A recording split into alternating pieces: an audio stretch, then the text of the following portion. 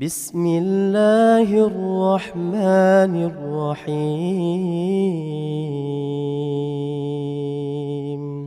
بسم الله الرحمن الرحيم الحمد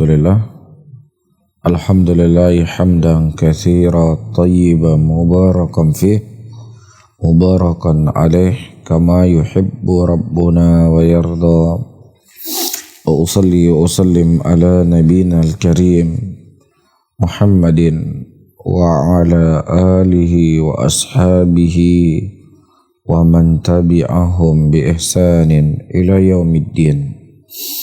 Saudara-saudaraku kaum muslimin dan kaum muslimat, sahabat pendengar Radio Syartit Aceh 96,1 FM, di mana saja yang bisa mendengarkan radio kami, walhamdulillah Allah Subhanahu wa taala kembali mempertemukan kita di acara interaktif di pagi hari ini. Mudah-mudahan hari-hari yang kita lalui hari ini, waktu-waktu yang kita lalui adalah waktu-waktu yang berberkah, waktu-waktu yang diridhai, sehingga semakin menambah timbangan amalan kebaikan kita kelak di sisi Allah Subhanahu wa ta'ala. Amin ya rabbal alamin. Tapi sebagaimana yang telah diumumkan tadi, insyaallah pada pagi hari ini kita akan lanjutkan kembali pembahasan kita mengenai tayammum. Ya, sudah kita baca pada pertemuan yang lalu hadis dari Nabi kita Muhammad sallallahu alaihi wasallam dari Imran ibnu Husain radhiyallahu taala anhu, dan pada pagi hari ini kita akan membaca hadis dari Ammar bin Yasir radhiyallahu taala anhu, di mana beliau berkata, ba'athani Nabi sallallahu alaihi wasallam fi hajjatin fajnabtu falam ajidil ma' fatamarragtu fi as-sa'id kama tamarragu dabbah ثم أتيت النبي صلى الله عليه وسلم فذكرت ذلك له فقال إنما يكفيك أن تقول بيديك هكذا ثم ضرب بيديه الأرض ضربة واحدة ثم مسح الشمال على اليمين وظهر كفيه ووجهه. Dari Ammar bin Yasir radhiyallahu taala anhu, bahwasanya Nabi sallallahu alaihi wasallam mengutus kami dalam sebuah hajat, dan pada waktu itu aku junub dan aku tidak mendapatkan air. Fatamarragtu fi sa'id kama tamarragu dabbah. Kemudian aku berguling-guling di tanah seperti seekor hewan yang berguling-guling. Iya. Jadi dia melakukan itu untuk mensucikan dirinya. Beliau tidak mendapatkan air. Iya. Dalam keadaan dia junub, tidak ada Rasulullah sallallahu alaihi wasallam yang dia bisa tanya. Nah, akhirnya dia berguling-guling. Ya. Dan kemudian dia menceritakan kepada Nabi sallallahu alaihi wasallam. Fadzakartu dzalika lahu. Kemudian aku bertanya kepada Nabi sallallahu alaihi wasallam, dan beliau berkata, inna ma yakfika an taqula bi yadayka hakadha. Sesungguhnya cukup bagi engkau melakukan bi yadayka, dengan tangan kau, hakadha. Ya, Rasulullah mencontohkan daraba bi yadayhi al-ardha, engkau memukul dengan kedua tanganmu ke debu dengan satu kali pukulan. Thumma masa shimal ala yamin. Ya, kemudian ya dibasuhlah tangan ya dengan debu tadi, dan juga wajah. Ya, dah bagaimana kaifiahnya, apakah lebih dahulu wajah atau tangan ketika kita bertayamum, atau boleh tangan dulu baru setelahnya wajah, dan sebaliknya. Ini insyaallah akan kita bahas pada pembahasan kita di pagi hari ini. Baik. Kemudian para hadirin dan hadirat sahabat pendengar Radio Syartit Aceh, di sini ada faedah sebelum kita membahas dari sisi fikih ya. Nabi sallallahu alaihi wasallam tidak memerintahkan Ammar untuk mengulangi salatnya. Nah, pada waktu itu Ammar radhiyallahu taala anhu, ketika beliau berjunub, beliau tidak mandi karena tidak ada air. Dan beliau juga tidak mendatangkan tayamum sebagaimana mestinya. Ya. Tetapi beliau berguling-guling, ya. Bersama dengan itu Nabi sallallahu alaihi wasallam tidak memerintahkan kepada beliau untuk mengulangi salatnya. Fadala hadza ala anna man abada Allah bi tariqin ghairu masyru'atin jahla Sesungguhnya barang siapa yang seseorang menyembah kepada Allah dengan jalan yang tidak dimasyru'kan secara dikarenakan kejahilannya, fa innahu yu'allam lil mustaqbal amrahu. Kemudian dia mengetahui perkaranya ke depan. Setelah dia lakukan, dia baru tahu. Wala yu'mar biqada'i ma fatau fi ayami jahlihi. Maka tidak diperintahkan untuk mengqadha apa yang telah terluput dari hari ketika dia tidak mengerti tentang hukumnya. Ya, saya contohkan mungkin hal yang sering didapati oleh sebagian saudara kita muslimin yang mereka berangkat haji atau berangkat umrah, di mana ketika dia dalam keadaan tidak mengerti atau dalam keadaan jahil atau dalam keadaan ikut-ikutan, sehingga banyak hal-hal yang dia lakukan pelanggaran ketika dia melakukan ibadah haji atau ibadah umrah. Apakah misalnya miqat bukan pada tempatnya dalam keadaan dia jahil, maka apakah perlu dia mengulangi kembali hajinya? Nggak perlu dia ulangi kembali. Ya, dalam arti kata haji Islamnya. Ya, karena apa yang telah berlalu, yang telah dia lakukan dari ibadah, dia berharap agar Allah Subhanahu wa taala menerima ibadahnya. Ya, adapun untuk dia melakukan haji berulang-ulang bukan haji Islam, tidak ada masalah, silakan. Tapi mengulangi kembali, saya takut saya sepertinya dulu belum mengenal sunnah, belum ikut kajian, belum menuntut ilmu, sehingga banyak sekali kesalahan-kesalahan saya dalam ibadah haji. Saya ingin mengulangi haji saya. Kalau maksudnya mengulangi haji kembali apa yang dilakukan dengan haji Islam, maka nggak perlu. Karena Ammar bin Yasir pada waktu itu ketika beliau salah dalam menggunakan tayammum, ya salah dalam bersuci, Rasulullah SAW tidak memerintahkan untuk mengulangi kembali. Taib. Kemudian disebutkan di sini juga at-ta'lim bil qaul wal fi'il yakuna bi tamthil al matlub ta'allumuhi wa ma yusamma al-an bi wasail idah. Jadi terkadang ilmu itu tidak hanya disampaikan dengan cara teori ataukah materi semata, tetapi ada prakteknya.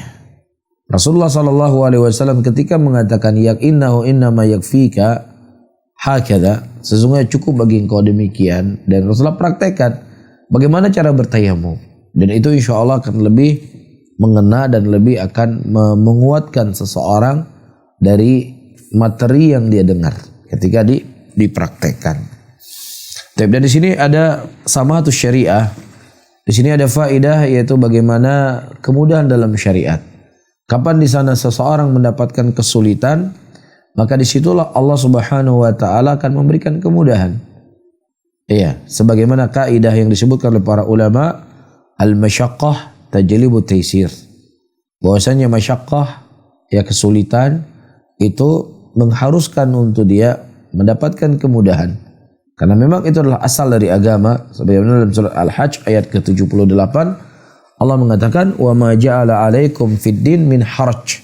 Dan tidaklah Allah menjadikan untuk kalian dalam agama ini dari kesulitan. Tapi justru agama inilah sebuah kemudahan. Iya, ketika kita sakit tidak bisa berwudu, ya sudah kita bertayamum. Atau ketika kita tidak mendapatkan air untuk berwudu, ya sudah kita juga bertayamum. Inilah kemudahan. Di sini fi muraja'atil ulama fi ma hasala bil ijtihad fa idza ammaran raja'a fi ma ijtahada bihi. Ya, hendaknya seseorang mengembalikan kepada ahli ilmi, mengembalikan kepada ulama dari apa yang dahulunya dia telah lakukan. Iya. Supaya mendapatkan penerangan setelahnya nanti. Jangan dia terjatuh pada kesalahan-kesalahan yang sama, kekeliruan-keliruan yang sama dari apa yang dia lakukan, dan tidak ada usaha untuk bertanya kepada para ulama atau kepada ahli ilmi. Ya, Ammar bin Yasir segera dia bertanya kepada Nabi Muhammad SAW, dan pertanyaan itu menjadikan ilmu buat beliau. Ya, menjadi ilmu buat beliau untuk beliau sampaikan. Baik, kita masuk kepada inti permasalahan kita di pagi hari ini, yaitu apakah tayamum itu hanya menghilangkan hadas kecil saja atau juga bisa menghilangkan hadas besar. Ya. Di sini disebutkan amal hadatsul asghar fayajuzu tayammum anhu. Ya, adapun hadas kecil maka boleh seseorang bertayamum dengannya, tidak ada khilaf. Ya, dan itu ditujukan dari dalil Al-Quran dan Sunnah dan ijma' para ulama. Adapun hadas besar, kebanyakan para ulama dari sahabat Rasulullah dan para tabi'in dan siapa yang datang setelahnya bahwasanya tayamum dari hadas besar juga boleh. Ya, mereka berdalilkan dengan firman Allah, Ya ayyuhalladzina amanu idza qumtum ila salati faghsilu wujuhakum ila qauli ta'ala wa in kuntum junuban fatahharu sampai kepada firman falan tajidu ma'an fatayammamu sa'idan thayyibah. Ya hai orang-orang beriman, ketika engkau hendak menunaikan salat, maka hendaknya engkau cuci wajah-wajahmu. Sampai kepada firman Allah, kalau seandainya kau dalam keadaan junub, hendaknya kau bersuci. Dan kalau engkau tidak mendapatkan air untuk bersuci, maka apa? Hendaknya engkau bertayamum. Ya, tidak mendapatkan air ketika hadas kecil dan juga tidak mendapatkan air ketika hadas besar. Ya, semalam seorang junub dia mimpi basah atau misalnya dia berhubungan badan dengan istrinya, kemudian dia tidak mendapatkan air dan dia sudah mencari air dia tidak mendapatkannya, maka dalam kondisi seperti ini dia boleh bertayamum. Nah, wallahu a'lam bissawab. Baik. Kemudian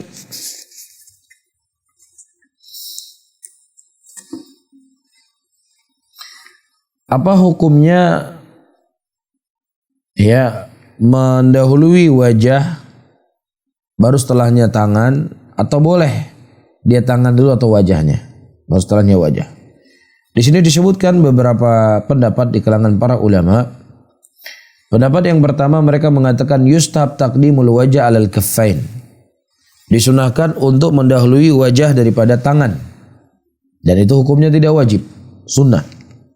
Ya, dan ini merupakan mazhab Hanafiyah dan Malikiyah dan juga pendapat dalam mazhab Hanabilah. Hujahnya mereka firman Allah, famsahu biwujuhikum wa aydikum minhu. Hendaknya dia membasuh wajah-wajahnya dengan debu ketika dia bertayamum dan juga tangan-tangannya.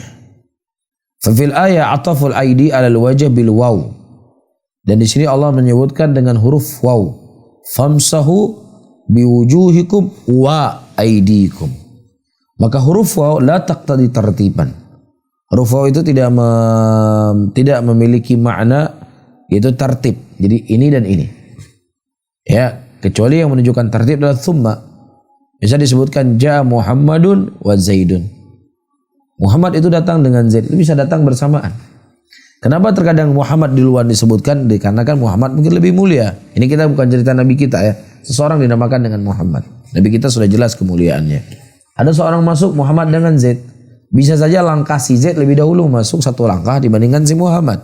Tapi kenapa disebut nama Muhammad di awal sebagai bentuk memuliakannya? Faham di sini? Baik. Jadi ketika Allah mengatakan famsahu biwujuhikum wa aydikum, Allah menggunakan huruf waw dan di sini tidaklah menunjukkan apa? Harus wajah dulu baru setelahnya tangan, tidak wajib. Wastahabu dzalik, dan mereka menyunahkan li'anna Allah bada bil wajhi. Ya, karena Allah memulai dengan wajah. Ya, dan ini sebagaimana juga disebutkan dalam Sahih Muslim dari hadis bin Jabir, dari hadis Jabir bin Abdullah. Itu hadis yang panjang tentang sifat haji Nabi Muhammad sallallahu alaihi wasallam. Nah, ketika Nabi sallallahu alaihi wasallam mendekati Safa pada waktu itu, beliau membaca innas safa wal marwata min syairillah. Abda'u bima bada Allah bih. Fabda bis safa wahtaju aidan bi hadis Ammar. Ya fihi bada bil kaffain qabla al wajh. Ya, dan juga mereka berdalilkan dengan hadis Ammar, di dalam hadis tersebut dimulai dengan tangan dulu sebelum wajah. Faham ya? Jadi kita datang dua riwayat atau datang dua nas. Nas Al-Quran menyebutkan wajah baru setelahnya tangan. Hadis Amr bin Yasir yang kita baca tadi, ya, dimulai dengannya apa? Tangan baru setelahnya wajah. Jadi ini bukan kontradiksi. Bukan kontradiksi di antara ayat dengan hadis, karena tidak akan pernah bertolak belakang di antara ayat dengan hadis. Tetapi penjelasan dari ayat hadis Rasulullah, dari ayat Al-Quran yang mana mencuci wajah itu bukanlah wajib untuk didahului daripada tangan. Tapi boleh seseorang memulai dengan tangan dulu, boleh dia memulai wajah dulu. Tetapi yang lebih afdal dia memulai dengan wajah dulu baru tangannya. Ini menurut pendapat sebagian para ulama. Nah, sebagian ulama yang lainnya mereka mengatakan tertib. Dia wajib tertib. Dia harus mengedepankan wajahnya baru tangannya. Ketika dia memulai tangannya dulu baru wajah, maka dia telah berbuat perkara yang jelek. Ya. Tsumma yadayhi wa madhabu Syafi'iyah, dan ini merupakan madhab dari kalangan Syafi'iyah dan Hanabilah, dan hujahnya mereka famsahu biwujuhikum wa aydikum min, dan hendaknya dibasuhlah wajah-wajah kalian dan tangan-tangan kalian. Fabada bil wajh, dan disebutkan di sini adalah wajah. Wa kadza hadits Ammar alladhi dzakara al-mu'allif ja fi aktsar riwayat fil Bukhari wa kadza fi Muslim taqdimul wajh 'ala al-kaffain. Ya, adapun hadis yang datang dari Ammar bin Yasir, dari sekian riwayat-riwayat yang datang banyak penyebutannya wajah daripada tangan dahulu. Adapun hadis yang kita baca adalah tangan. Di sana datang riwayat-riwayat yang lain yang menyebutkan adalah wajah dulu. Ya. Wallahu taala alam bis-shawab, dan mana di antara pendapat yang sahih dan yang rajih, wallahu alam bis-shawab, pendapat yang sahih dan rajih adalah pendapat yang pertama. Ya, di mana saya ulangi kembali, bukanlah sebuah kewajiban seseorang ketika bertayamum untuk dia membasuh kepalanya, wajahnya dulu, ya baru kemudian dia membasuh tangannya. Ini bukan sebuah kewajiban. Ya boleh dia mulai dengan tangannya dulu baru setelahnya wajah, tetapi yang lebih afdal, yang lebih baik, yang mencocoki sunnah, dia mulai dulu dengan apa? Dengan wajahnya baru dengan tangannya. Taib. Kemudian permasalahan selanjutnya tentang masalah mencari air. Sudah kita bahas kemarin? Belum ya? Nah, seseorang dalam kondisi dia junub atau dalam kondisi dia hendak sholat dan dia tidak mendapatkan air, apakah disyaratkan dia harus mencari air tersebut? Ya, atau ketika dia lihat keran tidak hidup, ya di bak tidak ada air, air minum juga sudah nggak ada, apakah langsung boleh dia bertayamum di situ atau dia cari dulu air sampai dia tidak mendapatkan air dari usaha yang maksimal dia lakukan, baru boleh dia bertayamum atau bagaimana? Taib. Disebutkan di sini yajibu talab idza ada milma. Wajib seseorang mencari air dulu ketika dia tidak mendapatkan air. Apakah air tersebut diharapkan dia bisa dapat atau kemungkinan bisa dapat? Yang penting dia cari dulu. Ini merupakan pendapatnya Malik dan juga Daud dan juga Syafi'iyah, dan ternukilkan riwayat dari Imam Ahmad, dan mereka berhujjah falam tajidu ma'ah. Ketika dia tidak mendapatkan air, wala yusaddiqu alaihi annahu la yajri ma ila ba'da talab. Dan tidaklah seseorang dikatakan saya tidak mendapatkan air kecuali kalimat tersebut maksudnya setelah dia mencari. Setelah dia mencari dia tidak mendapatkan air, baru boleh dia bertayamum. Iya, tapi kalau sebelum dia mencari air, maka tidak boleh dia bertayamum. Ya, karena sesuatu yang diganti ya itu ketika asal daripada yang hendak yang dia gantikan itu tidak ada. Misalnya kita sedang sholat ini, mau sholat. Ya, ini sudah 15 menit belum komat-komat. Kita cari dulu kan mana imamnya, mana nih imam, ditelepon dulu. Pak imam mana nih, sholat enggak? Kan begitu. Ketika Pak imam tidak ada, ya sudah kita ganti imam yang baru sebagai pengganti. Enggak ada misalnya udah sholat, mau masuk waktu sholat, udah mau komat, imam nggak datang, atau siapapun kita geser enggak, pasti kita cari tahu dulu. Itu namanya tidak mendapatkan, baru dia mengganti yang lainnya.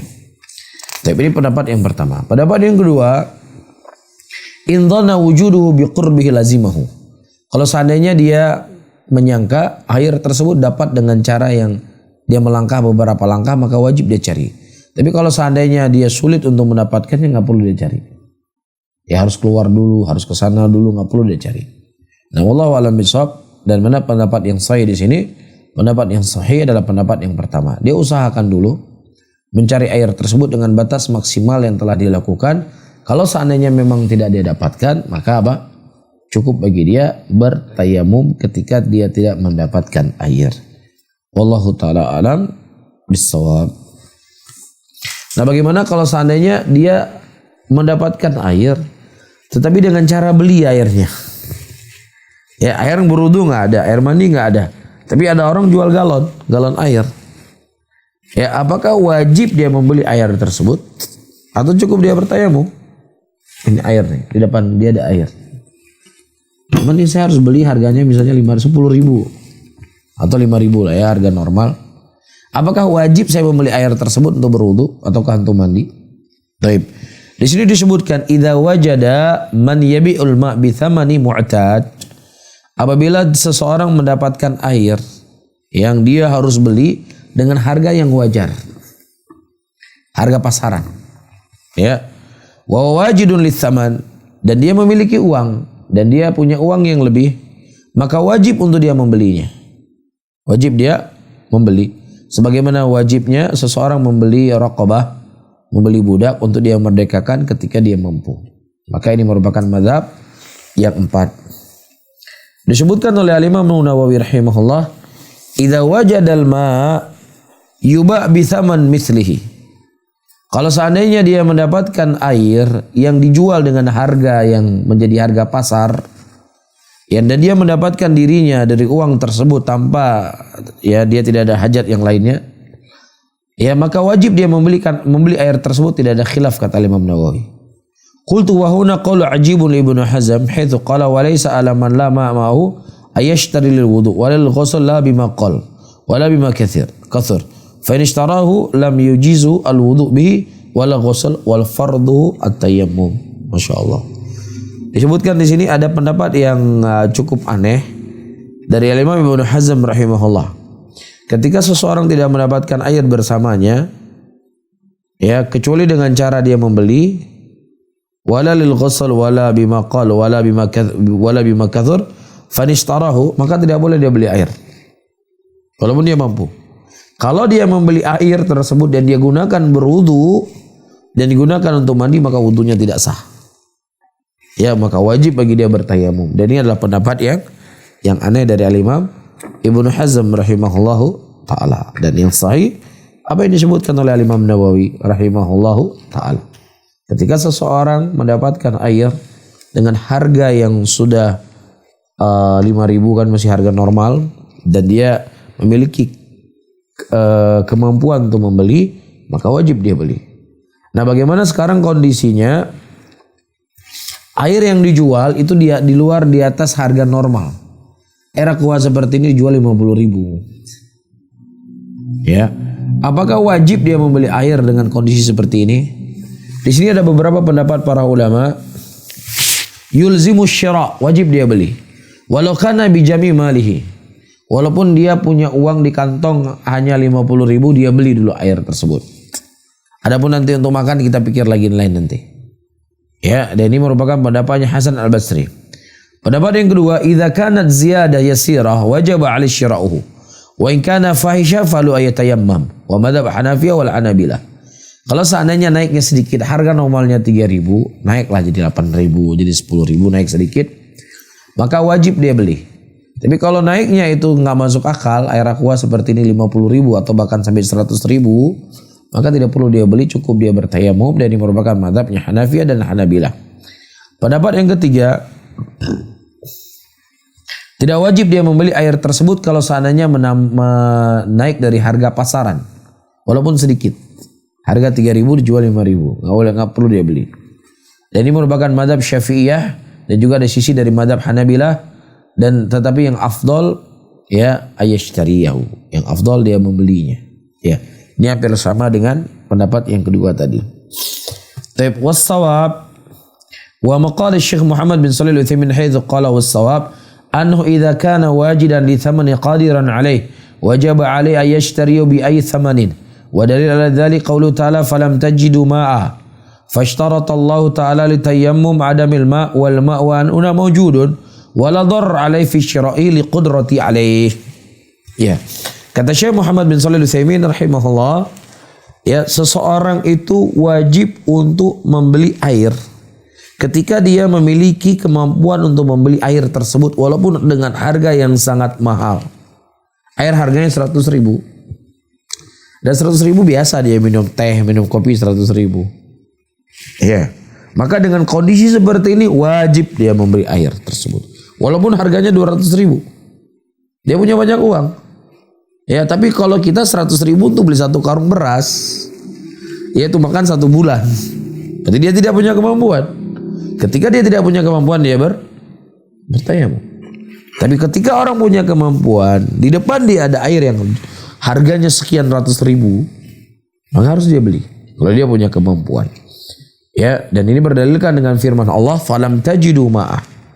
Kalau dia tidak mendapatkan, nah di sini dia mendapatkan air, tapi dia harus mengeluarkan uang, dan itu tidak memudaratkan dirinya walaupun dia beli air harga air 200.000, maka dalam kondisi seperti ini wajib dia memberi air tersebut. Wallahu taala alam bissawab. Mungkin ini yang bisa kita sampaikan pada kajian kali ini. Insyaallah kita sambung pada pertemuan yang akan datang. Baik, jazakumullahu khairan. Para pendengar di mana saja berada, kita langsung saja menjawab pertanyaan yang sudah masuk ke nomor kami. Dan bagi sahabat pendengar di mana saja berada yang ingin menyampaikan pertanyaan, silakan kirimkan ke 0852 1414 2314. Ustadz, kita jawab terus pertanyaan yang sudah masuk. Nah, pertanyaan pertama dari Amiruddin di Darussalam, salah satu mahasiswa baru di salah satu universitas di Banda Aceh, Ustaz. nah barakallahu fiik. Pertanyaannya, Ustaz, anak kuliah di salah satu universitas. Kakak liting saya mengharuskan ikut acara buat mahasiswa baru angkatan tahun ini. Saya dipilihkan untuk mempertunjukkan tarian, Ustaz, tari. Di sana hampir setiap kelompok sudah jelas ada musiknya, Ustaz. Jika saya tidak ikut, teman-teman akan memandang saya tidak kompak atau sebagainya. Ini bagaimana solusinya, Ustaz? Baik. Saudara-saudaraku muslimin dan muslimat yang dimuliakan oleh Allah, kita harus memposisikan diri kita di dunia ini sebagai apa? Posisi kita di dunia ini adalah sebagai hambanya Allah Subhanahu wa taala. Iya, Allah yang memberikan rezeki kepada kita dan juga yang memberikan rezeki kepada kakak leting kita. Allah Subhanahu wa taala yang menjaga kita dan juga yang menjaga dia. Allah Subhanahu wa taala yang memberikan manfaat kepada kita dan juga kepadanya. Dan Allah pula yang bisa memberikan mudarat kepada kita dan juga kepadanya. Ya. Maka ketika di sana bertabrakan antara tugas pokok kita sebagai hamba Allah, ya, dari keinginan-keinginan manusia, maka tugas pokok kita lah yang harus lebih kita kedepankan. Dan Rasulullah telah mengatakan dalam hadisnya, la ta'ata lil makhluqin fi ma'siyatil khaliq. Tidak ada ketaatan kepada makhluk yang itu bentuknya bermaksiat kepada Allah. Apakah kita mau Allah Subhanahu wa taala murka kepada kita sementara kita mengharapkan simpatik atau kebahagiaan dari orang yang nggak bisa menyelamatkan kita ketika kita mati, yang nggak bisa membantu kita ketika malaikat maut bertanya kepada kita menerbuk, dan juga tidak bisa membantu kita ketika kita berada di hadapan Allah yang dimana Allah meminta pertanggungjawaban dari seluruh apa yang kita amalkan. Jelas di sini. Allah taala alam bisawab. Dan itu sudah jelas keharamannya.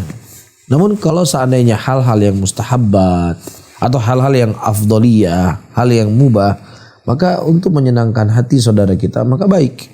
Tapi ketika itu hal yang haram, maka tidak boleh seseorang mendekati kepada hal yang haram untuk mencari simpatik dari manusia. Wallahu a'lam bishawab. Itu tadi sudah disampaikan jawaban dari Ustaz Aris kepada mahasiswa baru nih. Kami ucapkan juga selamat datang mahasiswa baru di kota Banda Aceh, dan ikuti terus siaran Syiar Tauhid Aceh 96,1 FM untuk menambah wawasan adik-adik semua di bidang keagamaan insyaallah. Pertanyaan selanjutnya, Ustaz, dari nomor 08227790 sekian pertanyaannya. Assalamualaikum warahmatullahi wabarakatuh. Ana mau tanya seputar wudhu, Ustaz. Apakah bila kita telah berwudhu lalu tanpa sengaja bersentuhan dengan anak kecil kelas 2 SD lawan jenis yang bukan mahram yang belum baligh, dapatkah membatalkan wudhu, Ustaz? Permasalahan adalah permasalahan yang diperselisihkan oleh para ulama Islam. Ya, namun yang wallahu a'lam bishawab dari hal yang kita ketahui dari pendapat-pendapat para ulama bahwasanya ya bersentuhan laki-laki dengan perempuan yang bukan mahram itu tidaklah membatalkan wudu. Ya, karena kita tidak mendapatkan satu dalil pun dari Nabi SAW ataukah dari sebelumnya dari Al-Quran yang menunjukkan bahwasanya itu bisa membatalkan wudu. Ya. Adapun hadis, adapun ayat lamastumun nisa itu ketika engkau melamas, lamas di sini artinya adalah berhubungan badan. Ya, ketika dia sudah melakukan berhubungan badan, maka batal wudunya kalau dia berwudu. Ya, sudah batal wudunya, maka dia wajib untuk mandi besar untuk menghilangkan janabahnya. Ya, adapun bersentuhan seperti yang ditanyakan, maka ini wallahu a'lam bishawab tidak membatalkan wudu. Nah. Pertanyaan selanjutnya Ustaz, akhir-akhir ini banyak kami lihat di media sosial tentang laki-laki bercadar Ustaz. Nah, ini mungkin ada nasihatnya kepada akhwat yang bergabung sesama mereka bisa membuka cadarnya ketika tidak dilihat oleh lawan jenis Ustaz. Taib, nah, ya dan begitulah, begitu banyak penyakit di zaman sekarang. Ya, penyakit-penyakit yang aneh-aneh yang tidak pernah terjadi mungkin sebelumnya. Ya, ada istilahnya cross hijaber Ustaz ya? Cross hijaber lain sebagainya. Di mana kaum laki-laki yang sedeng, yang mungkin sedeng ya bahasanya, yang gila, ya Allah a'lam bishawab, apa penyakit yang terasuki mereka, ya memakai pakaian wanita. Yang jelas adalah perkara yang terlaknat. Rasulullah sallallahu alaihi wasallam mengatakan, ya la'anallah, Allah melaknat kaum laki-laki yang dia seperti wanita, dan juga Allah melaknat wanita yang dia seperti kelaki-lakian. Ya, laki-laki sudah punya pakaian tersendiri dan perempuan sudah punya pakaian tersendiri. Sehingga haram, tidak boleh ya laki-laki berpakaian dengan pakaian perempuan dan perempuan memakai pakaian laki-laki. Ini hukumnya haram. Ya. Kemudian yang kedua, nah di antara solusinya, nah seperti yang kita sebutkan tadi. Ya, para ummahat yang memakai hijab, yang memakai cadar, ketika dia berada di komunitasnya, lah kenapa ditutup wajahnya? Ini kan hulu ini namanya, ini sikap berlebih-lebihan. Ya, ini sikap berlebih-lebihan. Iya, ketika dia salat, dia tidak boleh menutup wajahnya. Ya, tidak boleh dia menutup wajahnya ketika dia salat. Kecuali kalau seandainya dia khawatirkan ketika dia salat ada laki-laki yang melihat. Tapi kalau seandainya dia terbuka di situ, nggak boleh dia menutup wajahnya. Dan begitu juga akan menjadi fitnah buat orang lain. Ya, apakah orang lain masuk ke situ nih apa-apaan nih wajahnya kok ditutup, sehingga tidak bisa membangun komunikasi. Ya, tidak bisa ngobrol dan bicara. Ya, terkadang ada sebagian ummahat sengaja untuk tidak membuka cadarnya supaya lebih fokus dengan chattingannya. Ya, fokus dengan hal yang lainnya. Maka ini adalah hal yang keliru, ini hal yang salah. Ya, dia buka cadarnya. Ya, dia berkomunikasi dengan orang, dia ngobrol dengan siapa yang datang. Ya, daripada kalangan muslimat ke dalam masjid. Dan yang kedua seperti yang kita sebutkan di sini akan dilihat celah. Ketika orang-orang yang bercadar di tempat yang khusus dia tidak membuka cadarnya, ini menjadi celah buat orang-orang yang berniat untuk berbuat jelek. Ya, akhirnya dia masuk ke tempat perempuan, dia melihatlah semuanya di situ. Faham? Jadi bagaimana cara menghindarinya? Dia buka cadarnya. Dia buka cadarnya. Supaya orang bisa ketahuan ini muka laki-laki atau muka perempuan. Kan seperti itu. Sehingga bisa diberikan atau bisa mencegah hal-hal yang tidak diinginkan. Allahu a'lam bishawab. Dan saya juga tidak mengerti, tidak faham apa yang membuat para ummahat ya tetap menutupi wajahnya ketika dia berkumpul bersama kaum wanita. Ini adalah sifat yang hulu. Ini sifat takalluf namanya, sifat berlebih-lebihan. Ya, menutup wajah itu ketika di sana dikhawatirkan fitnah bagi kaum laki-laki. Ya, nah ente sekarang nggak ada kaum laki-laki, semuanya perempuan. Ya, tidaklah menghalangi dia kecuali ini sikap berlebih-lebihan dan sikap berhulu. Wallahu a'lam bishawab. Pertanyaan selanjutnya Ustaz dari nomor 0823 6036 40 sekian. Pertanyaannya, Bismillah, ana memiliki penyakit salasul baul. Nah. Yang mana ketika kencingnya tidak langsung keluar semua Ustaz. Harus tunggu dulu hampir 1 jam barangkali. Ketika ana berada di kampus dan telat pulang dari kampus, misalnya ana bawa pakaian ganti Ustaz, dan ketika masuk ke kamar mandi rupanya kamar mandinya kotor sekali. Apakah saya boleh sholat tanpa mandi dulu Ustaz, atau masih ada najis di badan? Atau pertanyaan keduanya Ustaz, boleh enggak dalam kondisi seperti itu menjamak sholat Ustaz, misalnya duhur dengan asar? Yang pertama, musalsal baul itu orang terus menerus keluar kencing. Bagaimana cara dia sholat? Ya, kalau seandainya di tengah dia sholat, kencingnya keluar, dia lanjut sholatnya, tidak perlu dia batalkan. Tapi sebelum dia sholat, sebelum dia menegakkan sholat, maka wajib ketika awal dia melaksanakan sholat dia harus suci. Allahu Akbar, di dalam keadaan suci. Alhamdulillah, keluar kencing, dia nggak perlu keluar. Faham? Tapi sebelum dia masuk sholat dia harus bersuci. Faham? Nah, kotornya WC ya itu bukan sebuah uzur. Dia tidak perlu mandi. Dia keluar kencing itu tidak najis. Tapi bagaimana caranya? Dia bersihkan celananya. Ya, dia bawa celana, dia bersihkan celananya, sudah dia sholat dengan celana tersebut. Atau nggak perlu pun dia ke toilet, pergi di tempat wudhu. Ya, dia cari pojok sedikit, ya dia siram. Ya, asalkan dia kencing tempat wudhu. Itu masalah kan, kencing tempat wudhu tidak dibolehkan. Karena itu kita menajisi tempat yang suci, tempat manusia berwudhu. Ya, atau dia mencari tempat-tempat yang lainnya yang jelas dia bisa mengganti pakaiannya. Paham ya? Jadi saya ulangi kembali, kalau seandainya seseorang itu musalsal bil baul, ya sering keluar kencing, ya, maka ketika dia sudah dalam sholat dia lanjutkan sholatnya. Tapi sebelum dia masuk sholat dia wajib untuk dalam keadaan bersih dari najis. Allahu a'lam.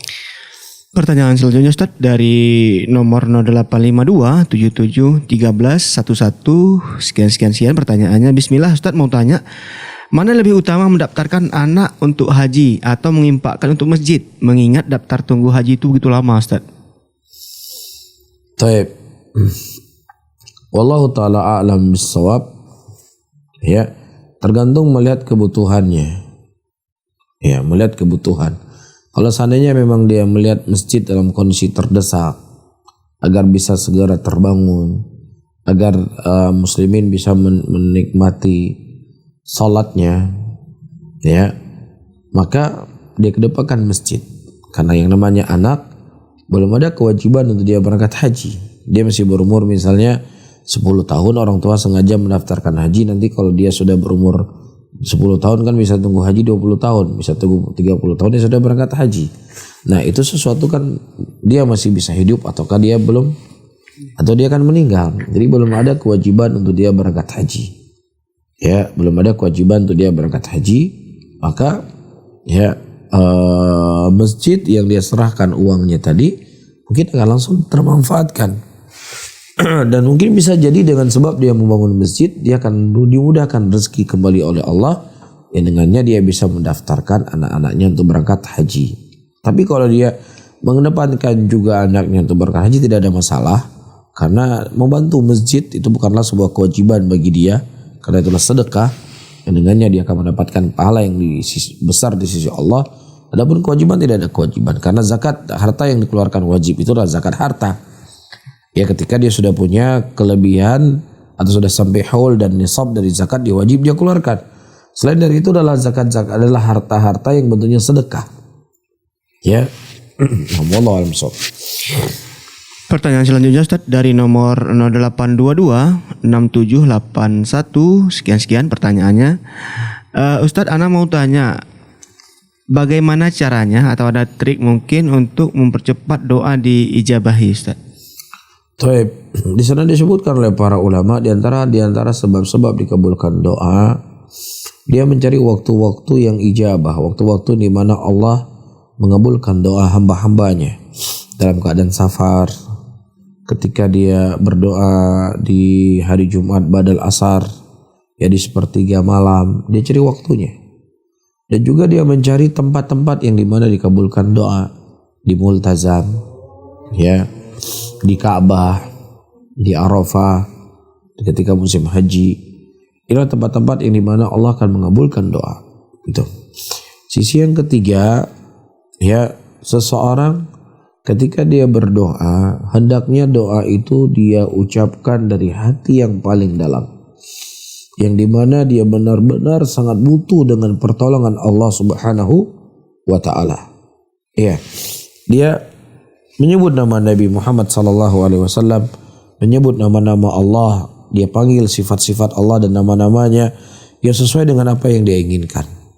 Ya, Ini di antara sebab-sebab yang dengannya Allah akan mengabulkan doa seseorang, dan ya, seseorang jangan terburu-buru untuk dikabulkan doanya. Karena ketika seorang terburu-buru untuk dikabulkan doanya, ini merupakan sebab dengannya Allah akan menjauhkan pengkabulan kepada dirinya. Ya. Allah Subhanahu wa taala menyebutkan sebuah ayat dalam Al-Qur'an, "Idnada rabbahu nidaan khafiyah. Qala rabbi inni wahanal 'azmu minni wa ishta'ala ra'su syaibah wa lam akun bidu'aika rabbi syaqiyah." Ketika seorang hamba berdoa kepada Allah, itu Nabi Zakaria, dia berkata, "Ya Allah, sesungguhnya tulangku telah melemah, rambutku sudah memutih, dan aku tidak pernah sekalipun kecewa berdoa kepadamu." Berapa lama dia berdoa? Waktu yang sangat lama. Tapi dia berkata, "Aku tidak pernah sekalipun kecewa berdoa kepadamu." Dan harus kita yakini, Allah yang Maha Tahu lebih tahu kapan doa itu diberikan kepada kita. Ya, kapan yang kita minta itu akan dikabulkan oleh Allah. Itu yang harus kita kedepankan, husnudzon. Bisa saja sesuatu yang menurut kita itu baik. Kalau saya mendapatkan ini, saya akan baik. Kalau saya diberikan ini, saya akan baik. Tapi belum tentu baik itu buat engkau. Sesuatu yang menurut engkau baik, tapi kadang jelek buat engkau. Atau sesuatu yang kau pikir itu udah jelek, padahal baik buat engkau. Menurut kita, kalau seandainya doa saya dikabulkan, baik buat saya. Tapi belum tentu. Atau menurut kita, kalau seandainya saya tidak dikabulkan doa oleh Allah, saya akan jelek buat saya. Belum tentu. Allah yang mengetahui dan engkau tidak mengetahui. Wallahu ya'lamu wa antum la ta'lamun. Kita hanya berusaha berdoa dan terus berhusnudzon kepada Allah, ya. Adapun ijabah, Allah yang lebih tahu kapan itu akan diberikan kepada kita. Ada waktu yang terbaik, ya. Tapi kita jangan pernah bosan untuk berdoa, karena ketika kita berdoa itu sudah dianggap ibadah. Sudah dianggap kita itu butuh dengan Allah, walaupun apa yang kita minta belum diberikan. Di antara hal juga, jauhi hal-hal yang haram yang masuk ke dalam perut kita. Karena sesuatu yang masuk ke dalam perut kita dalam hal yang haram, maka ini menjadi sebab Allah akan menghijabi doa kita. Wallahu a'lam bishawab. Pertanyaan selanjutnya, Ustaz. Tadi Ustaz menyebutkan ada seorang ulama bernama Ibnu Hazm, dan banyak pendapat beliau lain dari ulama yang lain, Ustaz. Ini sebagian dimanfaatkan untuk orang untuk membenarkan amalan yang sudah sama-sama tahu tidak sesuai dengan sunnah, Ustaz. Baik, pertama, ucapan manusia itu ditimbang dengan Al-Quran dan Sunnah. Kalau seandainya ucapannya tersebut sesuai dengan Al-Quran dan Sunnah, maka diterima.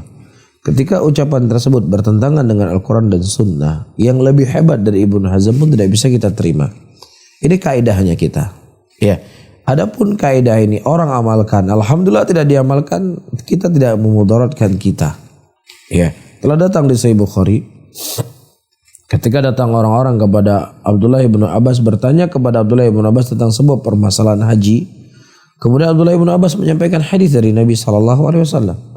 Kemudian kata mereka, Abu Bakar berkata demikian, Umar berkata demikian. Hendak ditabrakan ucapan Nabi dengan ucapan Abu Bakar dan Umar. Apa kata beliau? Yushiku an tanzila alaikum hujarati minas sama. Aqulu qawlu Rasulullah sallallahu alaihi wasallam wa taqulu qawlu Abu Bakar wa Umar. Hampir-hampir batu dari langit tersebut jatuh mengimpit kalian. Aku mengucapkan ucapan Nabi, kalian telah berkata Abu Bakar dan Umar. Wallahu a'lam bishawab. Pertanyaan selanjutnya, Ustaz, dari Abu Wais di Darussalam. Bismillah, semoga Allah senantiasa menjaga Ustaz dan keluarga agar senantiasa terus semangat mendakwahkan kebaikan. Ustaz, bagaimana caranya menyikapi dengan baik orang-orang yang mencela sunnah sementara kita bekerja dan tinggal di lingkungan itu? Taib, para imam terdahulu, di antaranya Al-Imam Al-Auza'i rahimahullah, telah menasihati kita. Ya, wasbir, sabarlah engkau, berpegang teguh di atas sunnah Rasul. Ini telah diingatkan oleh beliau ribuan tahun yang lalu, yang mana zaman tersebut lebih dekat dengan zaman kenabian dan zaman sahabat Rasul sallallahu alaihi wasallam. Nah, bagaimana lagi kita berada di zaman yang sekarang, ya, di mana Rasulullah telah mengkhabarkan, sayati alaikum zamanun al-qabit ala sunnah kal-qabit ala jamrah. Akan datang satu zaman, satu masa kepada kalian, di mana seseorang berpegang di atas sunnah itu seperti memegang bara api. Itulah ujian dan cobaan yang kita harus bersabar dengannya.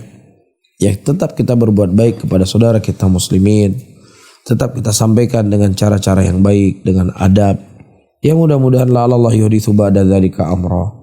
Yang mudah-mudahan dengannya Allah akan menentukan perkara yang lainnya. Yang tadinya mungkin dia tidak suka, dengan doa yang kita panjatkan kepada Allah, dengan akhlak yang baik yang kita punya, dengan metode penyampaian yang baik yang kita sampaikan, dengan dalil, dengan hujjah, kita serahkan sama Allah. Mudah-mudahan dengannya Allah akan membukakan pintu hatinya. Yang jelas bersabar. Nah, Allah alam shawab. Jangankan orang yang berpegang teguh di atas sunnah, ya, orang yang hari ini ingin menjalankan peraturan yang itu telah disepakati bersama, bukan pembahasannya adalah pembahasan akidah, orang itu akan dibenci. Saya sering mengatakan, ya contoh misalnya kepala kantor, kepala dinas, dia memiliki aturan yang sangat ketat yang mana aturan itu wajib dijalani. Gak boleh seseorang bolos. Ya, mentang walaupun di kantor nggak ada kerjaan, nggak boleh jam 9, jam 10 pagi dia keluar dari kantornya. Kalau dia keluar ditindak. Apakah orang seperti itu disukai? Orang seperti tidak disukai. Itu hal yang disepakati bersama, dia tanda tangan. Dia yakin itu adalah hal yang benar. Tapi tetap orang nggak suka sama dia. Apalagi orang yang belum tahu itu benar. Ya, apalagi dia menganggap itu adalah hal yang jelek, hal yang menyesatkan. Ya, maka tentunya akan lebih lagi ujian dan cobaan. Tapi ya ketika seseorang itu ikhlas kepada Allah, ketika seseorang itu menikmati menjalankan perintah Allah, maka itu akan menjadi nikmat sendiri. Allah a'lam. Pertanyaan selanjutnya Ustaz, di pendengar kita di Lampasai Kota dari nomor 0823 66 500. Sekian pertanyaannya. Bismillah. Ustadz, hal apakah yang menyebabkan terhambatnya rezeki? Baik. Saudara-saudaraku muslimin dan muslimat yang dimuliakan oleh Allah, di antara hal-hal yang terhambatnya rezeki, ya, apakah dari sisi nominalnya ataukah dari sisi keberkahannya? Kalau dosa dan maksiat yang kita lakukan, ya, oleh karena itu datang orang-orang kepada Imam Hasan Al-Basri. Dia menceritakan tentang keadaan hidupnya. Kemudian beliau berkata, beristighfarlah sama Allah. Ya, disuruh beristighfar. Ada orang datang kepada beliau tidak punya anak, juga disuruh beristighfar. Allah menyebutkan ayat dalam Al-Quran, فَقُلْتُ اسْتَغْفِرُوا رَبَّكُمْ إِنَّهُ كَانَ غَفَّارًا يُرْسِلُ السَّمَاءَ عَلَيْكُمْ مِدْرَارًا وَيُمْدِدْكُمْ بِأَمْوَالٍ وَبَنِينَ. Ya, ketika aku berkata, beristighfarlah kepada Rabbmu, sesungguhnya dia itulah Maha Pengampun, dan dia akan mengirim kepada kalian air hujan. Ya, air hujan yang bisa memberikan manfaat kepada kalian, dan juga Allah akan memberikan kelapangan kepada kalian anak-anak dan keturunan, dan Allah akan memberikan kepada kalian sungai-sungai dan kebun. Ini menunjukkan kepada kita istighfar kepada Allah adalah sebab di mana orang mendapatkan rezeki. Dan sebaliknya, ketika seorang jauh daripada Allah, banyak berbuat dosa, banyak berbuat maksiat, maka disitulah Allah tidak akan berikan rezeki kepadanya. Bisa saja diberikan rezeki dari sisi nominal, uangnya banyak tapi tidak berkah. Uangnya dijadikan untuk bermaksiat kepada Allah, uangnya untuk mencelupkan dia dalam nerakanya Allah, maka tidak ada kebahagiaan. Dia punya banyak uang, anaknya dikasih jajan harian jutaan, uangnya beli narkoba. Apakah bermanfaat? Tidak bermanfaat sama sekali. Jadi dua hal yang perlu kita ketahui, sisi keberkahan itu yang paling terpenting, dan juga dari sisi nominal. Ya, nominal dan banyaknya harta yang dimiliki belum memastikan kalau dia itu akan bahagia. Karena tidak ada keberkahan yang datang dari Allah, justru itu malapetaka buat dia. Ya, nikmat yang Allah berikan berupa rezeki itu menjadi malapetaka untuk dirinya. Wallahu a'lam. Pertanyaan selanjutnya, masih ada berapa Ustaz? Assalamualaikum, saya Bu Rakna di Ketapang. Ustadz mau tanya mengenai mengqada sholat. Apakah kita wajib mengqada sholat yang sudah bertahun-tahun tidak dikerjakan? Kalau bisa diqada, apakah ada hadisnya, Ustaz? Terima kasih. Baik, saudara-saudaraku muslimin dan muslimat, sahabat pendengar Radio Syartit Aceh 96,1 FM. Ya, kalau seandainya seseorang mengqadha sholat dikarenakan meninggalkan sholat dengan sengaja, bermalas-malasan, maka kita tidak mendapatkan satupun dalil dari Al-Quran dan tidak mendapatkan satu dalil dari Sunnah Rasulullah Sallallahu Alaihi Wasallam. Iya, Kalau seandainya mengqadha salat itu dibolehkan, maka tentunya akan datang penjelasan kita dari Al-Quran sebagaimana bolehnya kita mengqadha puasa kalau kita sakit atau dalam keadaan safar. Tapi justru dalam masalah salat kita dapatkan dalam perang sekalipun Nabi SAW tetap memerintahkan seseorang untuk salat berjamaah lagi. Ya, ketika musuhnya ada di depan, begini cara salatnya. Ketika musuhnya ada di belakang, maka begini cara salatnya. Ya, jadi tidak ada alasan seseorang untuk meninggalkan salat. Maka Rasulullah mengatakan kalau seandainya tidak mau berdiri duduk, tidak mau duduk tidur. Jadi nggak ada alasan. Beda dengan puasa. Sakit buka puasa nanti bayar. Safar buka puasa nanti bayar. Ya, tidak mampu buka puasa karena sudah sangat tua, sakit-sakitan, ya sudah bayar fidyah. Jadi dalam sholat enggak mampu tidur, isyarat, nggak mampu isyarat, ya sudah, berarti dia sudah disalatkan, sudah mati. Maka tidak ada satupun dalil dari Al-Quran dan Sunnah yang di sana menunjukkan bolehnya mengqadha salat. Ada pun dalil-dalil datang dari Nabi kita di mana Rasulullah SAW mengqadha beberapa salat itu yang beliau lupa melakukannya. Tapi ketika seseorang itu dia tidak lupa tapi bermalas-malasan, tidak ada bagi dia kecuali dia bertobat dengan taubatun nasuha dan dia tidak mengulangi kembali perbuatan tersebut, maka insya Allah mudah-mudahan Allah mengampuni dosanya. Satu lagi Ustaz pertanyaannya ya, biar kita akhiri. Jazakallah khairan. Ustaz, saya ingin menanyakan bagaimana pandangan Ustaz tentang suntikan vaksin yang harus dilakukan oleh jamaah haji atau umroh, Ustaz? Bukan pandangan saya karena saya tidak punya pandangan dalam agama ini, ya, dan juga tidak perlu agama ini dengan pandangan saya atau pandangan siapapun dari manusia, tetapi adalah bagaimana timbangan dari Al-Quran dan timbangan dari Sunnah. Pertama, hukum asal dari perkara dunia inilah mubahat, perkara yang mubah. Ya, terlebih ketika dikhawatirkan itu akan memberikan mudarat baginya. La dharar wa la dirar. Jangan kau memberikan mudarat pada dirimu dan jangan memberikan mudarat buat orang lain. Kalau seandainya dengan kita tidak vaksin, maka ini akan bisa memberikan mudarat kepada kita, maka divaksinlah. Ya, apalagi sudah menjadi syarat. Paham di sini? Dan yang saya tahu bahwasanya vaksin yang digunakan untuk suntik meningitis, ya, ketika orang berangkat haji, berangkat umroh itu dari sumber sapi. Dan sapi adalah sumber yang halal. Sehingga apa yang menghalangi kita untuk ya melakukannya, apalagi sudah menjadi syarat ya untuk kesehatan dan lain sebagainya. Allah a'lam.